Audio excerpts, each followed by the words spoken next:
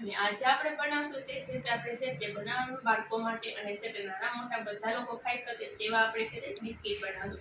તે પણ બિસ્કિટ છે તમે કોઈ પણ છે તે યુટ્યુબની અંદર છે કે ગૂગલમાં છે કે તમે સર્ચ મારશો તો નહીં જોવા મળે તેવા જ આપણે છે તે અલગ રીતે આપણે વેકેશન માટે સ્પેશિયલ આપણે છે તે વરિયાળીના બિસ્કિટ બનાવશું. કે વરિયાળીના બિસ્કિટ તમે ક્યારે નહીં ખાતા હોય કે ક્યાંય બજારમાં નહીં જોઈ હોય તો તમે આ રીતના પૂરો વિડીયો જોઈ લેજો જેથી કરીને તમને છે તે આ બિસ્કિટ તમે આસાનીથી બનાવી શકો. તો નવા હોય તો ચેનલને સબસ્ક્રાઇબ કરી દેજો અને લાઈક કરી દેજો અને કોમેન્ટમાં બતાવો કે તમે છે આ રીતના ક્યારે બિસ્કિટ ખાતા છે કે નહીં. આજે તો આપણે છે તે ઘઉંના લોટના આપણે બિસ્કિટ બનાવવાના. આજે તો આપણે છે તે બાળકો માટે ફેવરિટ આપણે ઘઉંના લોટના બિસ્કિટ બનાવશું. તો ઘઉંના લોટના બિસ્કિટ બનાવવા માટે તો અહીં આપણે 1 કપ છે તે ઘઉંનો લોટ લીધો હોય તેના માટેની બાકીની સામગ્રી જોશો. તો તેના માટે થઈ અને જેટલો ઘઉંનો લોટ લીધો હોય તેનાથી અડધા ભાગનો રવો, અડધા ભાગનું સીણેલું ટોપરું, તેનાથી ઓછું પણ તમે લઈ શકો છો. તેની સાથે આપણે છે તે સફેદ તલ લીધા છે તે અડધામાંથી અડધા લીધા છે અને તેની સાથે આપણે છે તે ખાંડ લીધી છે પીસેલી. અને તમે એલચી પાવડર પર જો નાખવા માગતા હોય ને તો તમે એલચી પાવડર પણ તમે છે તે ખાંડની અંદર તમે પીસીને નાખી શકો છો. ખાંડની સાથે પીસી નાખવાનું મતલબમાં તો વધારે ફ્લેવર આવે. અને તેની સાથે આપણે છે તે અડધા કપ જેટલું આપણે ઘી લીધું છે. તો હવે આપણે સામગ્રી તો બધી જોઈ લીધી, તો હવે આપણે કઈ રીતના બનાવવું આ બિસ્કિટ તે હવે આપણે જોવાનું છે. તો તે જોઈએ. તો તેના માટે થઈને એક મોટું વાસણ લેશું ને હવે તેની અંદર આપણે છે તે પહેલાં ઘઉંનો લોટ નાખી દેવાનો.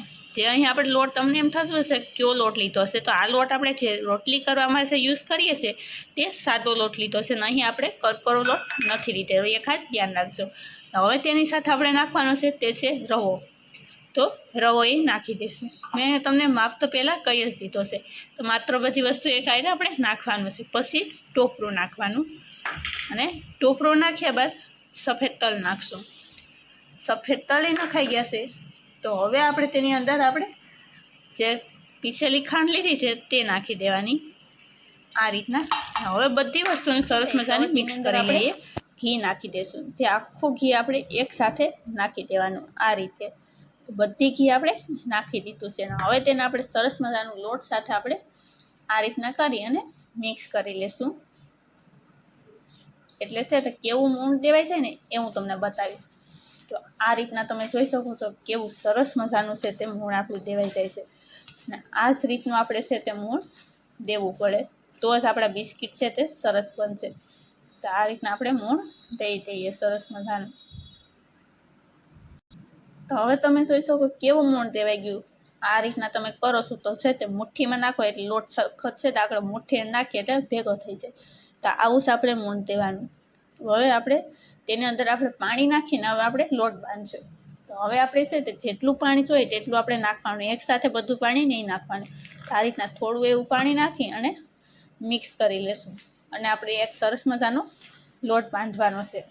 તો કેવો લોટ બાંધવો તે હું તમને બતાવવાની છું કે જેથી કરીને તમને છે તે આસાનીથી તમે પણ બિસ્કિટ બનાવી શકો. એટલા માટે થઈને આ રીતના થોડું થોડું પાણી નાખવાનું, એકસાથે બધું પાણી ન નખાય. એટલે છે થોડું થોડું પાણી નાખીને આપણે બનાવશું એટલે છે ને પરફેક્ટ એવા છે તો આપણા બિસ્કિટ બને અને છે તો બધાને મજા પણ આવી જાય. તો આ રીતના છે તો આપણે હવે લોટ બાંધી લેશું. તો હવે તમે જોઈ શકો કે આ રીતના આપણે છે તે થોડો થોડો પાણીથી છે તે લોટ બંધાઈ ગયો છે. તો આ રીતનો લોટ બંધાય પછી તેને આ રીતના થોડો ઘણો છૂટો પાડી દેશું. અને જે મેં વસ્તુ છે તમને સામગ્રીમાં નહોતી બતાવેલી ને એ વસ્તુ નાખવાની છે. કેમ કે તમે આ વસ્તુ તો છે તેમ સિક્રેટ રાખી છે એટલા માટે થઈને. તો હવે આપણે છે તે જે આપણે બિસ્કિટ બનાવવાના છે તે અહીં આપણે વરિયાળી બિસ્કિટ બનાવશું. તો વરિયાળી બિસ્કિટ બનાવવા માટે થઈને આ રીતના વરિયાળી નાખવી જરૂરી છે. તો અહીંયા આપણે છે તે વરિયાળી નાખી દીધી. હવે આપણે છે તે બિસ્કિટનો આપણે લોટ પરફેક્ટ બાંધવાનો છે. તો આ રીતના થોડો થોડો બંધાઈ જાય ને પાણીએથી પછી જ આપણે છે તે વરિયાળી નાખશું. એ ખાસ ધ્યાન રાખવાનું. ને હવે તેનો આપણે આ રીતના કરી અને લોટ બાંધી દેશું. થોડું ઘણું પાણી નાખવું પડે તો પાણી પણ નાખી દેવાનું. તો હવે તમે જોઈ શકો કે કેવો સરસ મજાનો છે તો આપણો આ રીતનો આપણો લોટ બંધાઈ ગયો. આ રીતના કરીએ છીએ તો આપણી આંગળીઓ પણ ઉઠી જાય. તો આ જ રીતનો આપણે લોટ બાંધવાનો છે. બંધાઈ ગયો તો હવે છે તેને આપણે 15 મિનિટ માટે થઈ અને તેને ઢાંકીને રહેવા દઈશું. તો આ રીતના તેને ઢાંકીને રહેવા દઈએ 15 મિનિટ માટે થઈને. 15 મિનિટ પછી આપણે લોટ સરસ મજાનો આપણો બિસ્કિટ માટે રેડી થઈ જશે. તો 15 મિનિટ રહેવા દઈશું. જોઈ શકો કે આપણે 15 મિનિટ થઈ ગઈ છે. તો હવે આપણે લોટને આપણે છે તે જોઈ લઈશું કે કેવો થઈ ગયો છે. તો આ રીતના તમે જોઈ શકો કે આપણો લોટ કેવો સરસ મજાનો છે. તો આ રીતના થઈ ગયો. હવે તેને આપણે થોડી વાર માટે આપણે મથી લેશું. આ રીતના તમને બતાવું. તો હવે તેમાંથી આપણે છે તે આપણે આ રીતના આપણે 2 ભાગ કરી લેશું. આ રીતના હવે આપણે છે તે એક ભાગને આપણે છે તે આ રીતના એક પાઇટ ઉપર લઈ લેવાનો અને તેને આપણે છે તે આ રીતના આપણે રોલ બનાવવાનો છે. તો રોલ બનાવી નાખીએ. વરિયાળી બિસ્કિટ માટે આપણે પહેલાં રોલ બનાવવાનો આ રીતના. તો તમે જોઈ શકો કે આપણે છે તે સરસ મજાના છે. તો આ રીતના આપણે બિસ્કિટ બનાવી નાખ્યા. તો હવે તેને આપણે તરવાના છે. તો તરશું એટલે તમને એમ લાગશે કે આ બિસ્કિટ છે તે આપણે ચોક્કસ બનાવવો જોઈએ. અત્યારે તમને કંઈ ખબર નહીં પડે કે આ બિસ્કિટમાં તો આ રીતના છે ને આ ફરખા બિસ્કિટ જ થતા. અને પણ આ બિસ્કિટ છે તે તરાતા છે એકદમ ટેસ્ટી એવા બની જાય છે ને કે આપણે જોતા જ એમ થાય કે નહીં ભાઈ આપણે બનાવવા પડશે ને આપણે છે બાળકો પણ છે તે એકદમ છે તે પેટ ભરીને આ બિસ્કિટ ખાઈ પણ શકશે અને છે તેને કોઈ પણ રીતનું નુકસાન પણ ન થાય. તો આપણે તે વાસ આપણે બિસ્કિટ આપણે આ વરિયાળી બિસ્કિટ બનાવીએ. તો વરિયાળી બિસ્કિટ બનાવવા માટે હવે આપણે છે તે તેલ ગરમ મૂકી દઈશું. તો હવે આપણું તેલ છે તે આપણે ગરમ થવા મૂકી દીધું. તેલ ગરમ થાય એટલે આપણે તેની અંદર આપણે છે તે લોટ નાખી દઈશું આ રીતના. અને છે તે લોટ ઉપર આવી જાય એટલે આપણું પરફેક્ટ એવું તેલ છે તે ગરમ થઈ ગયું.